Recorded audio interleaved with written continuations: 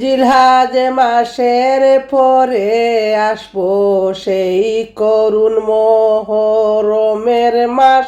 হায়রে সেই মাসেতে শহীদ হইলা মা ফাতেমার দুলারা।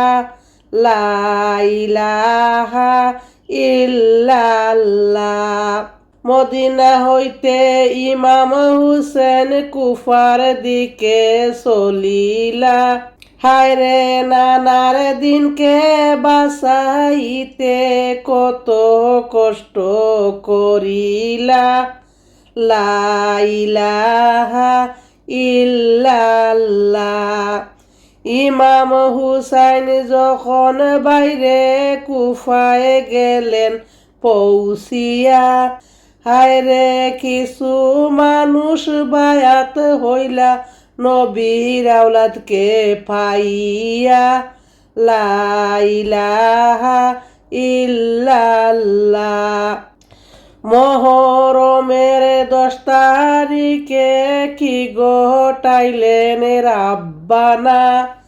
হায়রে কলিজা ফাটিয়া যায় গো শুনলে তাহার ঘটনা। লা ইলাহা ইল্লাল্লাহ। হাসরের ময়দান যেদিন কায়েম যে হইবে। হায়রে কাঁদবে সেদিন মা ফাতেমা বাবার উম্মতের লাগিয়া। লা ইলাহা ইল্লাল্লাহ। মা ফাতেমা বলেন হায়রে ওগো আল্লাহ শুনো না। হায়রে মাফ করে দাও বাবার উম্মত আমার হুসাইনের উসিলা।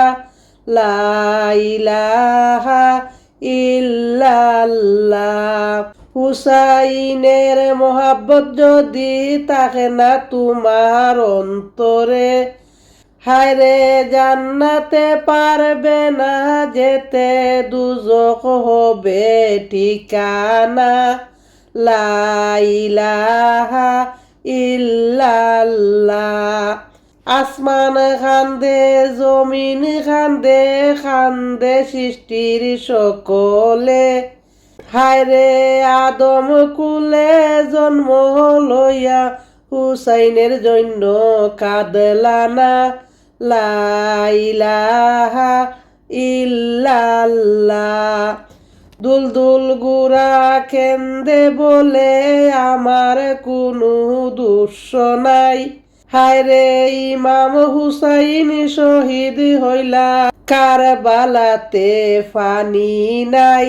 লা ইলাহা ইল্লাল্লাহ। কি বয়ান করিব মুরা ইমাম হুসাইনের হজিলত। হায়রে আল্লাহ তাআলাই সঠিক জানেন ইমাম হুসাইনের মর্যাদা। লা ইলাহা ইল্লাল্লাহ।